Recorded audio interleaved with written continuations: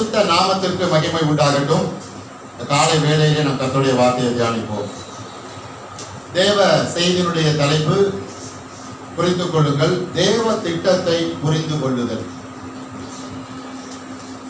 ஒரே அதிகாரத்திலிருந்து 2 சம்பவம் கவனிங்கள். ஒரே அதிகாரத்திலிருந்து 2 நபரை குறித்து பார்க்க போகிறோம். அந்த 2 நபருடைய செயல்பாடு என்ன செய்ய போகிறோம் பார்க்க போகிறோம். இருவரும் தேவ திட்டத்தை எப்படி புரிந்து கொண்டார்கள்? இருவரும் தேவ திட்டத்தை சரியாக புரிந்து கொண்டார்களா? இல்லை என்றால் ஒருவர் தேவ திட்டத்தை சரியாக புரிந்து கொண்டு மற்றொருவர் தேவ திட்டத்தை சரியாக புரிந்து கொள்ளாமல் குழப்பத்திலே இருந்தார்களா? லூக்காவுக்கு எழுதின சுவிசேஷ புஸ்தகம் 1வது அதிகாரத்தை வேகமாக எடுத்துக் கொள்ளுவோம். லூக்கா 1வது அதிகாரம், லூக்கா 1வது அதிகாரம் 9வது வசனத்திலிருந்து 20வது வசனம் வரைக்கும் வாசிக்கிறேன். கவனிக்கும்படி அன்போடு கேட்டுக்கொள்ளுகிறேன். எல்லோரும் வேத பகுதிக்குள்ள வந்து விடுங்கள். கர்த்தருக்கு ஸ்தோத்திரம். லூக்கா 1வது அதிகாரம் 9வது வசனத்திலிருந்து 20வது வசனம் வரைக்கும் எல்லோரும் குறிப்பு எடுக்கும்படி அன்போடு கேட்டுக்கொள்ளுகிறேன். கவனிங்கள். ஆசாரிய ஊழிய முறைமையின்படி அவன் தேவாலயத்துக்குள் பிரவேசித்து, அவன் என்றால் இவன் புதிய ஏற்பாடு சகரியா, புதிய ஏற்பாடு சகரியா என்று விளங்கிக் கொள்ளுங்கள். இவருடைய மனைவியின் பெயர் எலிசபெத். ஆசாரிய ஊழிய முறைமையின்படி அவன் தேவாலயத்துக்குள் பிரவேசித்து தூபம் காட்டுகிறதற்கு சீட்டை பெற்றான். தூபம் காட்டுகிற வேளையில் ஜனங்கள் எல்லோரும் கூட்டமாய் வெளியே ஜெபம் பண்ணி கொண்டிருந்தார்கள். அப்பொழுது கர்த்தருடைய தூதன் ஒருவன் பலிபீடத்தின் வலது பக்கத்தில் நின்று அவனுக்கு தரிசனமானான். சகரியா அவனை கண்டு கலங்கி பயமடைந்தான். தூதன் அவனை நோக்கி, சகரியாவே, பயப்படாதே, உன் வேண்டுதல் கேட்கப்பட்டது. உன் மனைவியாகிய எலிசபெத் உனக்கு ஒரு குமாரனை பெறுவாள். அவனுக்கு யோவான் என்று பெயரிடுவாயாக. உனக்கு சந்தோஷமும் மகிழ்ச்சியும் உண்டாகும். அவன் பிறப்பின் நிமித்தம் அநேகர் சந்தோஷப்படுவார்கள். அவன் கர்த்தருக்கு முன்பாக பெரியவனாயிருப்பான். திராட்சரசமும் மதுவும் குடியான். தன் தாயின் வயிற்றில் இருக்கும் போதே பரிசுத்த ஆவியினால் நிரப்பப்பட்டிருப்பான். அவன் இஸ்ரவேல் சந்ததியாரில் அநேகரை அவர்கள் தேவனாகிய கர்த்தரிடத்திற்கு திருப்புவான். பிதாக்களுடைய இருதயங்களை பிள்ளைகளிடத்திற்கு, கீழ்ப்படியாதவர்களை நீதிமான்களுடைய ஞானத்திற்கும் திருப்பி உத்தமமான ஜனத்தை கர்த்தருக்கு ஆயத்தப்படுத்தும்படியாக அவன் எலியாவின் ஆவியும் பலமும் உடையவனாய் அவருக்கு முன்பாக நடப்பான் என்றான். உன்னிப்பா கவனிங்க அடுத்த வசனத்தை 18. அப்பொழுது சகரியா தேவதூதனை நோக்கி, இதை நான் எதினால் அறிவேன்? நான் கிழவனாய் இருக்கிறேன், என் மனைவியும் வயது சென்றவளாய் இருக்கிறாளே என்றான். தேவதூதன் அவனுக்கு பிரதி உத்தரமாக, நான் தேவ சன்னிதானத்திலே நிற்கிற காபிரியல் என்பவன் உன்னுடனே பேசவும் உனக்கு இந்த நற்செய்தி அறிவிக்கவும் அனுப்பப்பட்டு வந்தேன். அதை நல்லா கவனிச்சுக்கோங்க. இதோ தகுந்த காலத்திலே நிறைவேற போகிற என் வார்த்தைகளை நீ விசுவாசியாதபடியினால் இவைகள் சம்பவிக்கும் நாள் மட்டும் நீ பேசக்கூடாமல் ஊமையா இருப்பா என்றான். இதுவரைக்கும் சகரியா என்ன பண்ணிட்டு இருந்தான்? பேசிட்டு தான் இருந்தான். இனிமேல் அவன் என்ன செய்ய போறதில்ல, பேச போறதில்ல அப்படின்னு சகரியா, காபிரியல் தேவதூதன் சகரியாவை பார்த்து சொல்றான் பாருங்க. அடுத்த ஒரு வேத பகுதி அங்கேதான். லூக்கா 1வது அதிகாரம் 26வது வசனத்திலிருந்து 38வது வசனம் வரைக்கும் எடுத்துக்கொள்ளுங்கள். எடுத்துக்கொண்டீங்களா? 26ல இருந்து 6ஆம் மாதத்திலே காபிரியல் என்னும் தூதன் கலிலியாவுள்ள நாசரேத் என்னும் ஊரில் தாவீதின் வம்சத்தானாகிய யோசேப்பு என்ற நாமமுள்ள புருஷனுக்கு நியமிக்கப்பட்டிருந்த ஒரு கன்னிகை இடத்திற்கு தேவனாலே அனுப்பப்பட்டான். அந்த கன்னிகையின் பேர் மரியாள். அவள் இருந்த வீட்டில் தேவதூதன் பிரவேசித்து, கிருபை பெற்றவளை வாழ்க, கர்த்தர் உன்னுடனே இருக்கிறார், ஸ்திரீகளுக்குள்ளே நீ ஆசீர்வதிக்கப்பட்டவர் என்றார். நம்ம ஆசிரியர் ரொம்ப ஃபேமஸா சொல்லுவாங்க பாத்தீங்களா? ஆமா, இங்க இருந்தா எடுக்கிறாங்க. எங்க இருக்கிறாங்க? இங்க இருந்தா பாருங்க, எடுத்து அடிக்கிறாங்க பாருங்க. அவளோ அவனை கண்டு அவன் வார்த்தையினால் கலங்கி இந்த வாழ்த்துதல் எப்படியாப்பட்டது என்று சிந்தித்துக் கொண்டிருந்தான். இவ சிந்திக்கிறா, அவன் கேள்வி கேட்கிறான். மரியா சிந்திக்கிறா, ஆனா சகரியா என்ன கேட்கிறான்? கேள்வி கேட்கிறான். சிந்தித்துக் கொண்டிருந்தால் தேவதூதன் அவளை நோக்கி, மரியாளே, பயப்படாதே, நீ தேவனிடத்தில் கிருபை பெற்றாய். இதோ நீ கர்ப்பவதியாகி ஒரு குமாரனை பெறுவாய். அவருக்கு இயேசு என்று பெயரிடுவாயாக. அவர் பெரியவராயிருப்பார். உன்னதமானவருடைய குமாரன் எண்ணப்படுவார். கர்த்தராகிய தேவன் அவருடைய பிதாவாகிய தாவீதின் சிங்காசனத்தை அவருக்கு கொடுப்பார். அவர் யாக்கோபின் குடும்பத்தாரை என்றென்றைக்கும் அரசாளுவார். அவருடைய ராஜ்யம் முடிவிராது என்றான். அதற்கு மரியாள் தேவதூதனை நோக்கி, இது எப்படியாகும்? நான் புருஷனை அறியேன் என்றாள். நல்லா கவனிச்சுக்கோங்க. தேவதூதன் அவளுக்கு பிரதி உத்தரமாக, பரிசுத்த ஆவி உன்மேல் வரும், உன்னதமானவருடைய பலன் உன்மேல் நிழலிடும். ஆதலால் உன்னிடத்தில் பிறக்கும் பரிசுத்தம் உள்ளது தேவனுடைய குமாரன் எண்ணப்படும். இதோ உனக்கு இனத்தாலாய் இருக்கிற எலிசபெத்து இந்த முதிர் வயதிலே ஒரு புத்திரனை கர்ப்பம் தரித்திருக்கிறாள். மலடி எண்ணப்பட்ட அவளுக்கு இது 6ஆம் மாதம். தேவனால் கூடாத காரியம் ஒன்றும் இல்லை என்றான். அதற்கு மரியாள், இதோ நான் ஆண்டவருக்கு அடிமை. இதை நல்லா கொஞ்சம் கவனிச்சுக்கோங்க. இதோ நான் ஆண்டவருக்கு அடிமை, உம்முடைய வார்த்தையின்படி எனக்கு ஆவ கடவுது. இதை நல்லா கவனிச்சுக்கோங்க என்றால், அப்பொழுது தேவதூதன் அவரிடத்திலிருந்து போய்விட்டான். 38 வருட சொன்னேன். ரைட், பாருங்க, மரியாள் சகரியா இந்த 2 பேருடைய இந்த கிரிகளை தான் என்ன செய்ய போறோம்? நம்ம தியானிக்க போறோம். தேவ செய்திக்கு என்ன தலைப்பு கொடுத்தேன்? தேவ திட்டத்தை புரிந்து கொள்ளுதல். தேவ திட்டத்தை புரிந்து கொள்ளுங்கள். நன்றாக கவனியுங்கள். இந்த சகரியா அவன் யார்? ஆசாரியன். அவனுடைய வேத புஸ்தகம் நன்றாக தெரியும். அவனுடைய முறைமை வரும் பொழுது அவன் என்ன செய்கிறான்? பலிபீடத்துக்குள் போகிற அந்த அனுமதி சீட்டை பெற்றுக்கொண்டு பலிபீடத்துக்குள்ளே போகிறான். வெளியே ஜனங்கள் எல்லாம் ஜெபித்துக் கொண்டிருக்கிறார்கள். இப்ப அங்க யார் வந்துட்டான்? காபிரியல் என்ற தேவதூதன் வந்து என்ன சொல்றான்? ஆமா, அவன் மனைவி என்ன செய்ய போறான்? ஒரு குழந்தை என்ன செய்ய போறான்? பெற்றெடுக்க போறான். அவனுக்கு யோவான்னு பேர் வைக்க போறீங்க. அவன் பெரிய ஆளா இருப்பான். அநேகரை கத்திரிடத்துல என்ன செய்வான்? திருப்புவான் சொல்றான் பாருங்க. ஆனா இந்த காபிரியல் தேவதூதர் இடத்துல என்ன தெரியுமா கேட்கிறான்? என்ன கேட்கிறான்? 18வது வசனத்தை எல்லோரும் சரியா கவனிக்கும்படி அன்போடு கேட்டுக்கொள்கிறேன். அப்பொழுது சகரியா தேவதூதனை நோக்கி, இதை நான் எதினால் அறிவேன்? நான் கிழவனாய் இருக்கிறேன், என் மனைவியும் எப்படி இருக்கிறார்? வயது சென்றவனாய் இருக்கிறார். சரி, சகரியா தேவதூதனிடத்துல இந்த கேள்வி கேட்டது சரியா தவறா? இதை நான் எதினால் அறிவேன்? நான் கிழவனாயிருக்கிறேன், என் மனைவியும் எப்படி இருக்கிறார்? வயது சென்றவரால் இருக்கிறார். இவன் ஒரு ஆசாரியன், இவன் ஒரு யூதன், இவன் ஒரு இஸ்ரவேலன். வந்திருப்பது தேவனால் அனுப்பப்பட்ட தேவதூதனாகிய காபிரியல். தேவனால் அனுப்பப்பட்டு வந்திருக்கிறான். தேவனிடத்திலிருந்து நற்செய்தியை கொண்டு வந்திருக்கிறான். பாருங்க, தேவதூதன் காபிரிடத்தில் எந்த குழப்பமும் இல்லை. தேவன் சொன்னபடியே வந்து என்ன செய்யறான்? சகரியாவுக்கு நற்செய்தி அறிவிக்கிறான். ஆனால் சகரியாவுடைய இருதயத்தை, மனதை என்ன நிரப்பி இருக்கிறது என்றால், சந்தேகமோ அவிசுவாசமோ குழப்பமோ என்ன செய்திருக்கிறது? நிரப்பி இருக்கிறது. ஆவி நிறைவினால் என்ன பேசும்? வாய் பேசும். தேவனால் அனுப்பப்பட்டு காபிரியல் வந்திருக்கிறான் என்ற ஒரு அறிவு இல்லாமல், ஒரு ஞானம் இல்லாமல், ஒரு வெளிச்சம் இல்லாமல், இதை நான் எதினால் அறிவேன்? நான் கலவனா இருக்கிறேன். பாருங்க, இவன் பழைய ஏற்பாடெல்லாம் பல முறை என்ன செஞ்சிருப்பான்? நல்லா வாசிச்சிருப்பான் பாருங்க. ஆனா அவனுக்கு ஒரு சம்பவம் ஞாபகத்துக்கு வராமலே போயிருச்சு. என்ன சம்பவம் அவனுக்கு ஞாபகத்துக்கு வராம போயிருச்சு?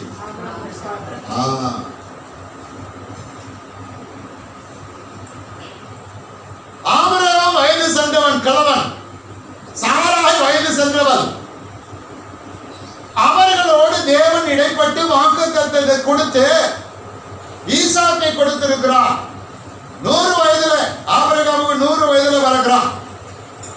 ஈசாக்கு என்றால் சிரிப்பு என்று சொல்லப்படுகிறது. இந்த நிகழ்வு எல்லாம் நடந்தது. அதே தேவன் தானே என்னுடைய தேவன். அந்த தேவனுக்கு தூபம் காட்டுவதற்காக தானே நான் இப்போ பலிபீடத்துக்குள்ளே வந்திருக்கிறேன்.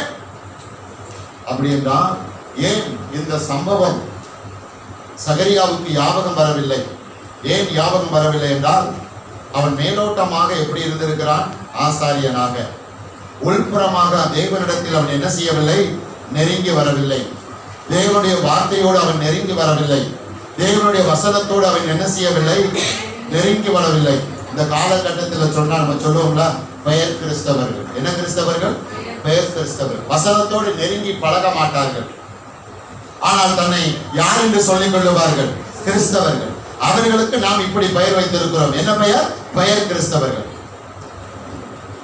அப்படி என்றால் இந்த சகரியா பெயர் ஆசாரியன், பெயருக்காக இருக்கிற ஆசாரியன்.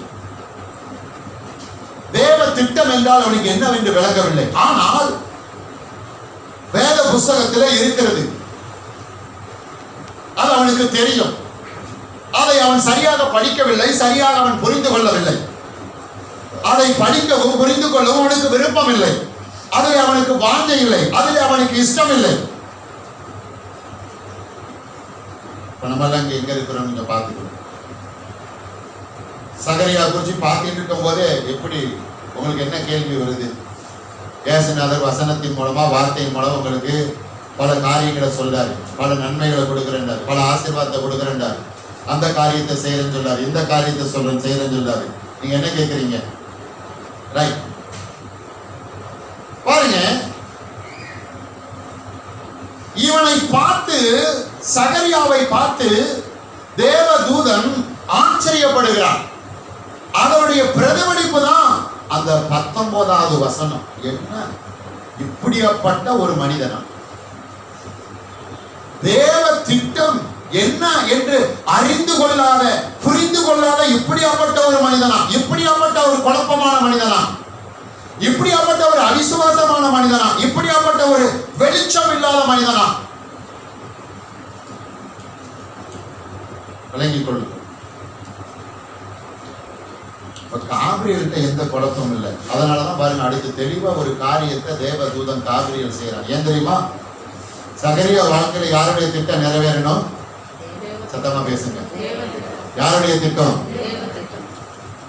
சகரியாவுக்கும் எலிசபெத்துக்கும் யாரு பிறக்கணும்? யோவான் ஸ்நானன். நீங்க சாமா யோவானுக்கு எழுதின சுவிசேஷ புஸ்தகம் 1 யோவான், 2 யோவான், 3 யோவான் எழுதின யோவான் நினைச்சிடாதீங்க. அந்த யோவான் வேற, இந்த யோவான் ஸ்நானகன் வேற. பாருங்க, சகரியா எலிசபெத்துடைய வாழ்க்கையிலே தேவ திட்டம் நிறைவேற வேண்டும். யோவான் ஸ்நானகன் வர வேண்டும். அவன் வந்து இயேசு கிறிஸ்துவுக்கு வழியை என்ன செய்ய வேண்டும்? ஆயத்தப்படுத்த வேண்டும். இதெல்லாம் தேவ திட்டம். எத்தனை அமைச்சர போறீங்க? கர்த்தருக்கு பிரியமான தேவ ஜனமே, நீங்கள் முதலாவது தேவ திட்டத்தை சரியாக விளங்கிக் கொள்ள வேண்டும். தேவன் அவருடைய புஸ்தகத்திலே அவருடைய திட்டத்தை எப்படி வெளிப்படுத்தி இருக்கிறார், எப்படி எல்லாவற்றையும் திட்டம் பண்ணி வைத்திருக்கிறார். இல்லை, உங்களுக்கும் எனக்கும் அவர் திட்டத்தை எப்படி கொடுத்திருக்கிறார், உங்களுக்குரிய திட்டத்தை எப்படி சொல்லி இருக்கிறார், அதை எப்படி எழுதி இருக்கிறார். கேட்கிறான், தேவதூதனை பார்த்து என்ன கேட்கிறான்? இதை நான் எதனால் அறிவேன். காலியான பாத்திரமா இருக்கிறான். அதனாலதான் இப்ப சகரியா என்ன எதிர்பார்க்கிறான்? அடையாளம். இதை நான் எதனால் அறிவேன்? கல்யாணம் கட்டி இருக்கிறீங்க, கணவன் மனைவியா இருக்கிறீங்க, தேவனா கூடாத காரியம் ஒன்றுமில்லை. வேதம் சொல்லுகிறது, இந்த பொல்லாத விபச்சாரிய சந்ததியார் என்னிடத்தில் என்ன எதிர்பார்க்கிறார்கள்? அடையாளத்தை. கவனியுங்கள், அடையாளத்தை தேடுகிறான். இதை நான் எதனால் அறிவேன்? முன்பு இருக்கிற புஸ்தகங்கள் எல்லாம் தேவ திட்டத்தை குறித்து விவரிக்கப்பட்டிருக்கிறது, எழுதப்பட்டிருக்கிறது. இவனுக்கு முன்பாக எத்தனையோ பரிசுத்தவான்கள் வயது சென்றவர்களாக இருந்த பொழுது கர்த்தரிடத்திலே குழந்தையை பெற்றிருக்கிறார்கள். அது அவனுக்கு தெரியும். ஆனால் அவன் தேவனை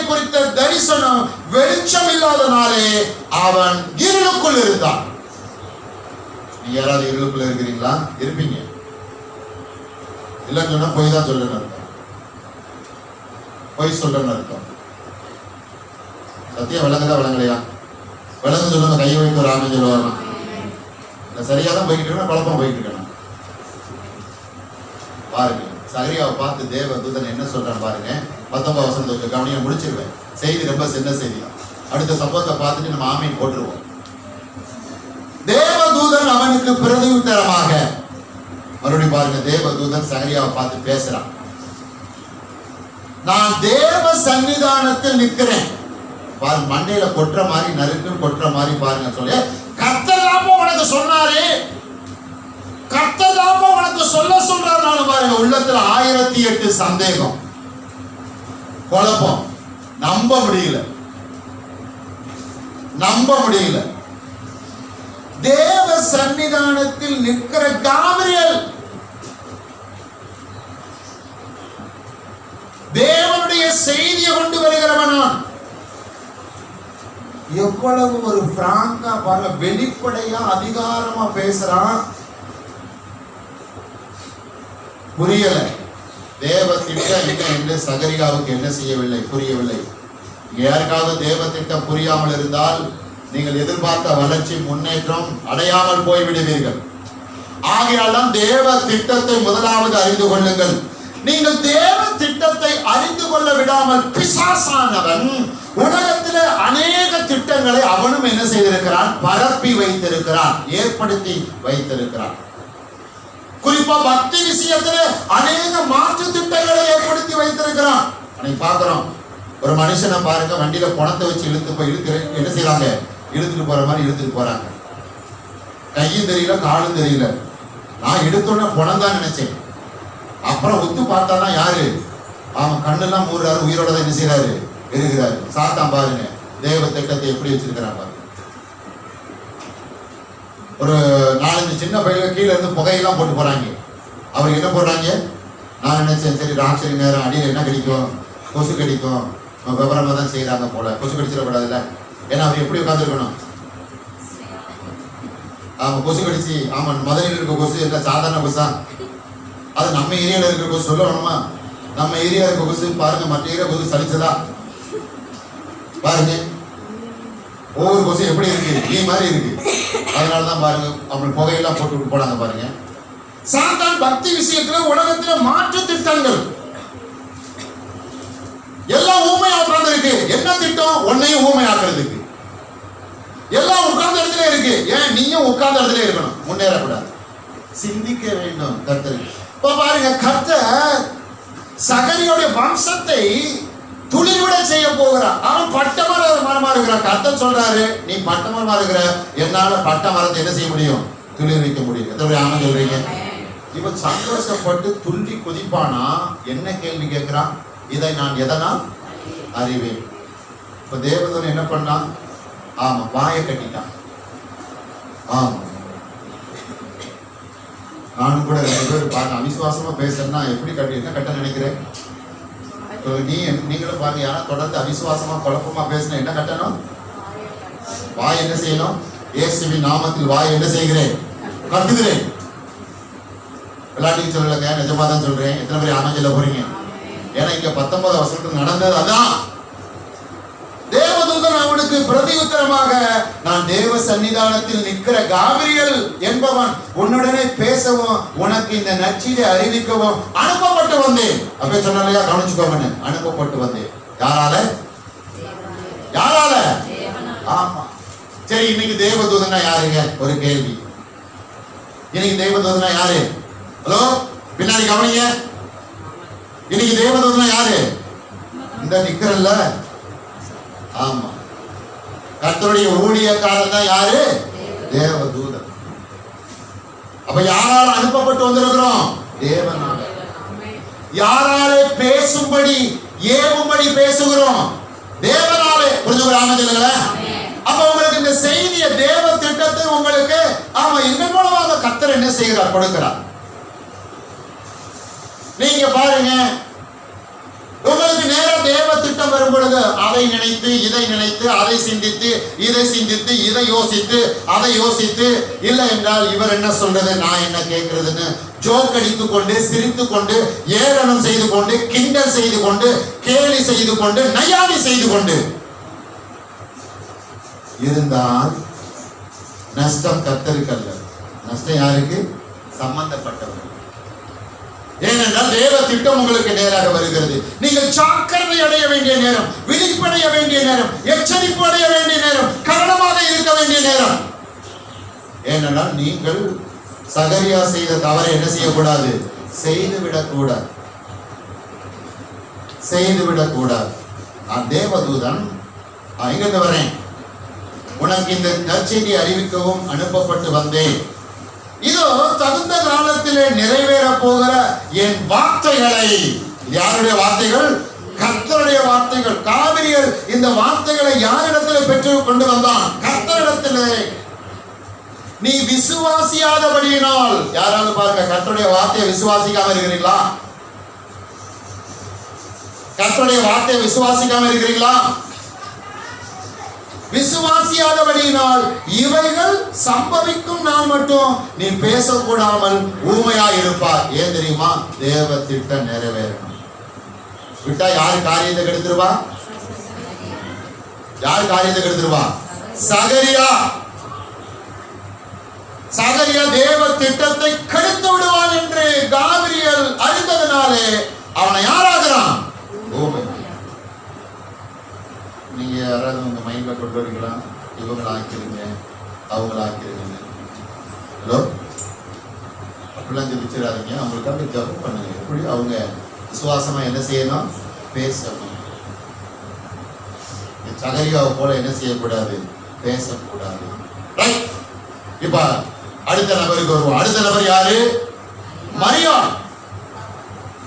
யோசேப்புக்கு மனைவியாக நியமிக்கப்பட்டிருந்த மரியாள் 6 மாசத்துல இந்த தேவதூதன் மறுபடியும் யார்கிட்ட வர்றான்? சகரியாட்ட வந்து அதே தேவதூதன் காபிரியல் யார்கிட்ட வர்றான்? மரியாள்கிட்ட வந்துட்டான். வேற வேற தேவதூதன் இல்லைங்க, ஒரே தேவதூதன் தான். இடைப்பட்ட நாட்கள் எவ்வளவு? 6 மாசம். மரியாள்கிட்ட வந்து சொன்னான், உன் இனத்தாலாகிய எலிசபெத் எப்படி இருக்கிறா? ஆமா, கர்ப்பமா இருக்கிறா. அவளுக்கு இது எத்தனை மாசம் தெரியுமா? பாருங்க, கர்த்தருக்கு எல்லாம் அங்கிருக்க தெரிஞ்சுட்டு பாருங்க. ஆண்டவருக்கு எல்லாம் நல்லா சரியா தெரியுங்க. உங்கள் தலையில் இருக்கிற மயிரெல்லாம் என்ன செய்யப்பட்டிருக்கிறது? எண்ணப்பட்டிருக்கிறது என்று சொல்லுகிற நேரத்திலே என்னுடைய தலையை நீங்கள் தயவு செய்து என்ன செய்யக்கூடாது? கவனிக்க கூடாது என்று அன்பாக என்ன செய்கிறேன்? சொல்லிக் கொள்கிறேன். எல்லாம் தெரியும் கர்த்தருக்கு, எல்லாம் தெரியும். நடந்தது, நடக்கிறது, நடக்க போகிறது எல்லாம் தெரியும். எலிசபெத் மாசத்து என்னால இல்லையோ கர்த்தரும் தேவதூதனும் கரெக்டா இங்க வச்சிருக்கிறாங்க. 6ஆம் மாசம் இல்லையா? கர்த்தருக்கு ஸ்தோத்திரம். ஏன்ட்ட பாருங்க ஒரு பிரச்சனை. ஆமா, சில முக்கியமான தேதிகளை நான் என்ன செஞ்சிடுறேன்? மறந்துடுறேன். கர்த்தருக்கு ஸ்தோத்திரம். அதை நான் விசுவாசம். உன் இனத்தாலாகிய எலிசபெத் கர்ப்பமா இருக்கிறா. அவளுக்கு இப்ப 6ஆவது மாசம். தொடர்ந்து பாருங்க பேசுறான். இதோ நீ கர்ப்பவதி ஆகி ஒரு குமாரனை பெறுவாள், அவருக்கு இயேசு என்று பெயரிடுவாயாக. 31வது வசனம். அப்படியே கீழே வந்தீங்கன்னா 34ல தேவ தூதனை பார்த்து மரியாள் ஒரு நியாயமான ஒரு கேள்வி கேட்கிறா. வசனத்தை எல்லாரும் கவனிங்க. 34. அதற்கு மரியாள் தேவ தூதனை நோக்கி, இது எப்படி ஆகும்? புருஷனை அறியேன். இது நியாயமான கேள்வியா இல்லையா? ஆனா சகரியா கேட்டது நியாயமான கேள்வி இல்லை. சகரியாவுக்கு கர்த்தர் யாரை கொடுத்திருக்கிறாரு? மனைவியை கொடுத்திருக்கிறாரு. ஆனா இங்க மரியாளுக்கு ஆமா கணவன் நியமிக்கப்பட்டிருக்கிறான். ஆனா திருமணம் என்ன செய்யவில்லை? நடைபெறவில்லை. அதை அறிந்து முறிந்து இவள் வெளிச்சம் உள்ளவளா இருக்கிறாள். மரியாள் வெளிச்சம் உள்ளவளா இருக்கிறாள். சகரியா வெளிச்சம் இல்லாதவளா இருக்கிறாள்.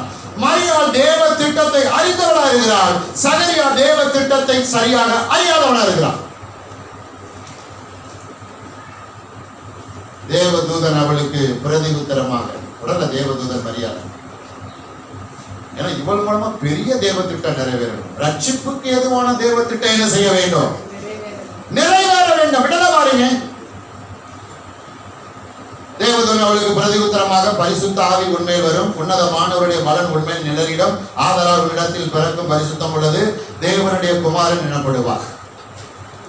இதோ உனக்கு இனத்தாளா இருக்கிற எலிசபெத் தான். எலிசபெத்தும் தன் முதிர் வயதில ஒரு புத்திரனை, முதிர் வயதிலும் தேவனால் கூடாத காரியம்.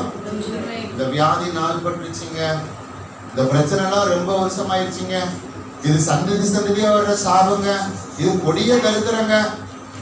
தேவனால் கூடாத காரியம் ஒன்று. முதிர் வயது உள்ளவள் இப்ப யாரா இருக்கிறா? கர்ப்பவதி. ஆமென், அல்லேலூயா. விளங்கி கொள்ளுங்கள் தேவ திட்டத்தை. ஒரு புத்திரனை கர்ப்பம் தரித்திருக்கிறார். ஆனா பெண்ணா கூட சொல்லிட்டாரு. ஆனா இன்னைக்கு அதுக்கெல்லாம் முயற்சி பண்ணீங்க உள்ள போயிருவோம். ஒரு புத்திரனை பெறுவார். சில பேர் என்கிட்ட கேட்பாங்க, நான் கர்த்தருடைய வழிநடத்தல் கூட நான் கரெக்டா கெஸ் பண்ணிடுவேன். சில நேரங்களில் சொல்லியிருக்கிறேன், சில நேரங்களில் அமைதியா இருந்திருக்கிறேன். கர்த்தருக்கு சோதரம். அக்கா யாருக்கா நம்பரை கொடுத்து இவட்ட கேள்வி சொல்லிடுறாங்க, ஆனா பெண்ணான்னு சொல்லிடுவாரு. அப்புறம் என்ன தூக்கிட போறாங்க? தேவனால் கூடாத காரியம் ஒன்றுமில்லை என்றான். அடுத்துதான் கவனிங்க பாருங்க, மரியாளுடைய செயல்பாடு முடிக்க போறேன். அதற்கு மரியாள், இதோ நான் ஆண்டவருக்கு. இந்த வார்த்தையை யார் சொல்லியிருக்கணும்? சொன்னானா? அப்படி என்றால் சகரியா யாரு? தேவனுடைய ஊழியக்காரன், ஒரு இஸ்ரவேலன். ஆண்டவருடைய பிள்ளையா இருக்கிறது முக்கியம் இல்ல, ஆலயத்துக்கு வர்றது முக்கியம் இல்ல, பைபிளை கொண்டு வருவது முக்கியம் இல்ல. திறந்து படிச்சு தேவ திட்டத்தை சரியா விளங்கி இருக்கிறோமா? உங்களை குறித்த தேவ திட்டம் என்ன என்பதை அறிஞ்சிருக்கிறோமா? சகரியா போட்ட விட்டா, மரியா சரியா பிடிச்சுக்கிட்டான். ஆமதில பாருங்க, சரியா பிடித்து கொண்டா பாருங்க, சரியா விளங்கி கொண்டா பாருங்க. அதற்கு மரியா, இதோ நான் ஆண்டவருக்கு அடிமை, உம்முடைய வார்த்தையின்படி எனக்கு ஆபக்கடவுள். எத்தனை ஆமதில பாருங்க. வேத புஸ்தகம் முழுவதும் உங்களை குறித்து எழுதப்பட்டிருக்கிறது. உங்களுக்கு வாக்குத்தத்தம் கொடுக்கப்பட்டிருக்கிறது. நீங்க என்னைக்காவது வாயை திறந்து, ஆண்டவரே என்னை குறித்து சொல்லப்பட்டிருக்கிற வார்த்தையின்படி, வசனத்தின்படி எனக்கு ஆவ கடவுள்னு சொல்லி இருக்கிறீங்களா? சொல்லி இருக்கிறீங்களா? சொல்லல அப்படின்னா நீங்க யாரா இருக்கிறீங்க? சத்தமா சொல்லுங்க. ஆமா. வீட்டுல வசனம் எதுக்கு ஒட்டுறீங்க? நீங்க கிறிஸ்தவன் சொல்றதுக்கா? சில பேர் பாத்தீங்கன்னா வெளிய பாருங்க, இந்த இல்லத்தின் தலைவர் யாரு? இயேசு. ஆனா உள்ள போனதுக்கு அப்புறம் தெரியும் அந்த இல்லத்துக்கு தலைவர் யாரு? பிசாசு. சில பேர் அடையாளத்துக்கு வசனம் வச்சிருப்பாங்க. அடையாளத்துக்கு ஏன் வச்சிருக்கிறது தெரியுமா? அவன் ஏன் வசனத்தை வீட்டுல ஒட்ட சொல்றான்? பார்க்கும் போதெல்லாம் என்ன செய்யணும்? அப்படியே படிக்கணும், தியானம் பண்ணணும். சரியா? அடையாளத்துக்கு இல்ல, அடையாளத்துக்கு இல்ல. பாருங்க, சில பேர் வீட்டுல என்ன வசனம் வச்சிருக்கிறாங்கன்னு தெரியாது, மறந்துருப்போம். அப்படியே பாஸ்டர், அப்படியே உண்மையை என்ன செய்றீங்க, பேசுறீங்க. நான் போய் வீட்டுல இன்னைக்கு போய் என்னென்ன வசனம் வச்சிருக்கிறேன்னு பார்க்கிறேன். இல்லையா? அதுசாம கிடக்கும் பாருங்க, அதுசாம ஒரு மூலையில கிடக்கும். ஆமா, அதுசாம இருக்கு, நான் அம்சாம இருக்கிறேன். ஆமா, அதை நான் தொந்தரவு பண்ணல, அதுவும் என்ன செய்யல, தொந்தரவு பண்ணல. அதோட நான் பழகல, நான் அதுவும் என்னோட என்ன செய்யல, பழகலையா?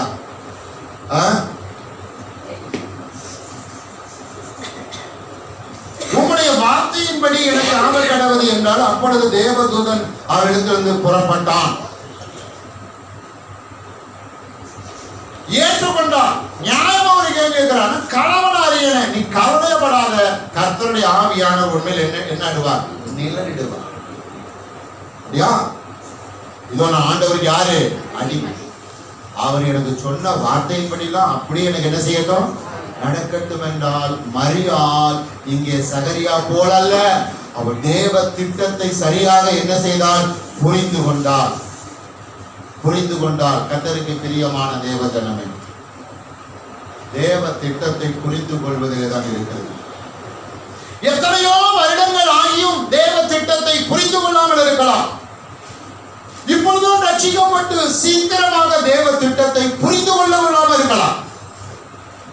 ஆனால் கர்த்தர் உங்களிடத்திலிருந்து என்ன எதிர்பார்க்கிறார் என்றால், நீங்கள் எல்லோரும், ஒருவர் கூட அல்ல, எல்லோரும் சீராக தேவ திட்டத்தை என்ன செய்ய வேண்டும்? புரிந்து கொள்ள வேண்டும். தேவனிடத்தில் என்ன இல்லை? பட்சபாதம் இல்லை. தேவ திட்டம் என்றால் என்ன? தேவ நோக்கம் என்றால் என்ன? அதை புரிந்து கொள்ள வேண்டும். உங்களை குறித்து தேவ திட்டம் என்றால் என்ன?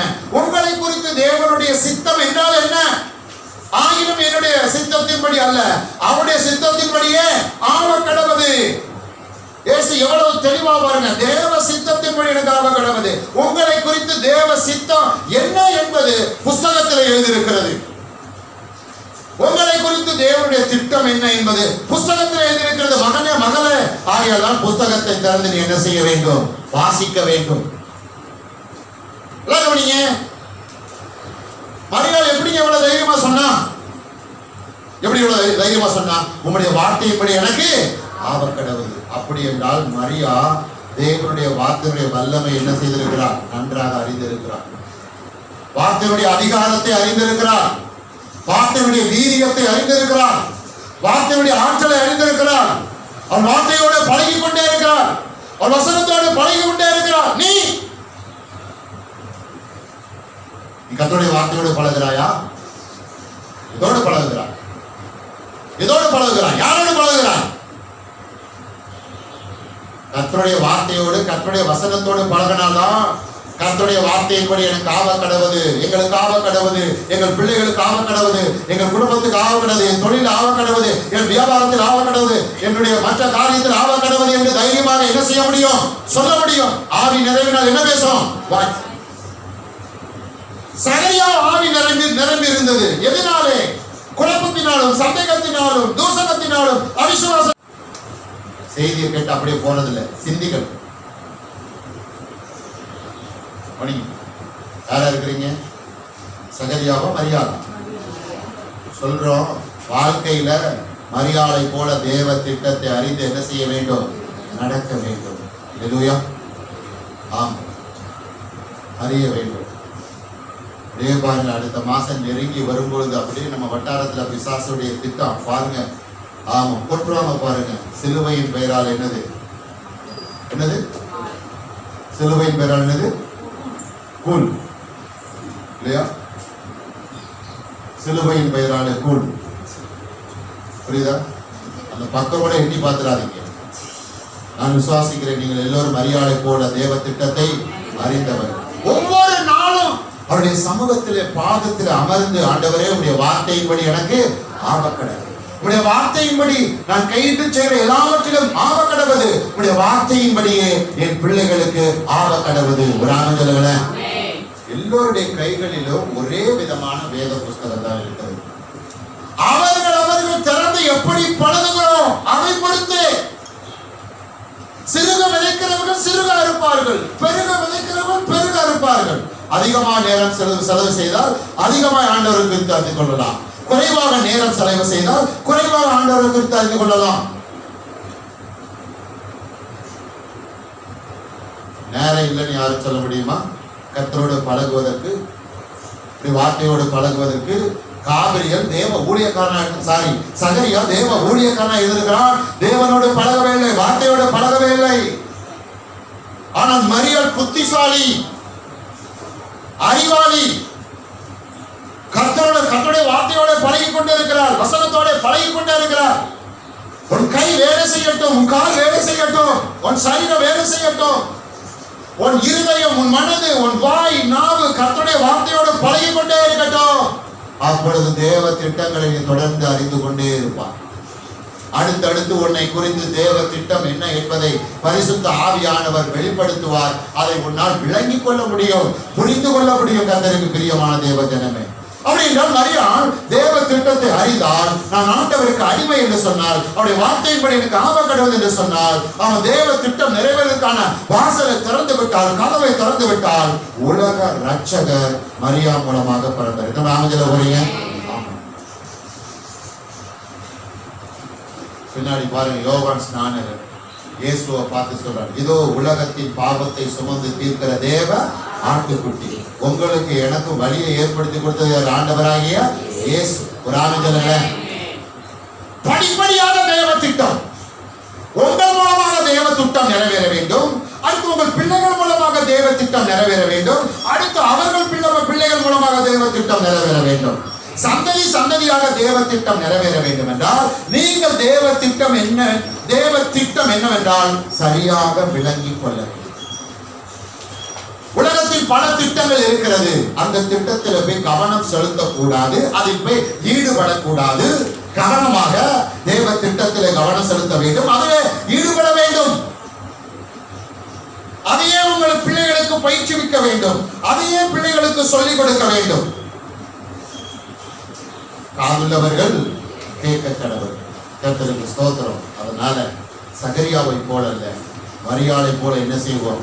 தேவ திட்டத்தை நன்றாக அறிந்து தேவ புஸ்தகத்திலே ஊறி ஊறி ஊறி எதுல ஊறணும் சொல்லுங்க. ஊறுகாய் எப்படி போறான்னு தெரியுமில்ல? எலுமிச்சம்பழம் ஊறுகாய், நாட்டங்காய் ஊறுகாய், பழத்தை வாங்கி உடனே நறுக்கி அப்படியே பொடியை போட்டு தடவி கொடுத்துறாங்களா? ரெடி பண்ணிடுறோமா? ஆமா, நறுக்கி போட்டு என்ன பண்ணுவோம்? அப்படியே என்ன பண்றது? அப்படியே அதுக்கு ஒரு முறை இருக்குங்க. அது அப்படியே ஊறும் பல நாட்கள். அதுக்கு ஒரு குறிப்பிட்ட நாட்கள் இருக்கு. அதுக்கப்புறம் எடுத்து பாருங்க, அப்படி நாக்கில் வச்சா எப்படி இருக்கும்? எலுமிச்சம்பழம் ஊறுகாய் இருந்தாலும் நாட்டங்காய் ஊறுகாய் எப்படி இருக்கும்? அப்படியே சொட்டை போடுவோம். என்ன போடுவோம்? பொடியில போட மாட்டீங்களா? அது மாதிரி நீங்க எதுல ஊறணும்? எதுல ஊறணும்? ஆமா, வசனத்துல ஊறணும், வார்த்தையில ஊறணும். சகரியா கோட்டை விட்டான், ஆனா மரியா கோட்டை விடல. சரியா பிடிச்சுக்கிட்டான், வசனத்துல ஊறினான். ஆமென். தேவனுடைய வார்த்தையில ஊறினான், நல்ல வெளிச்சத்தை பெற்றுக்கொண்டான்.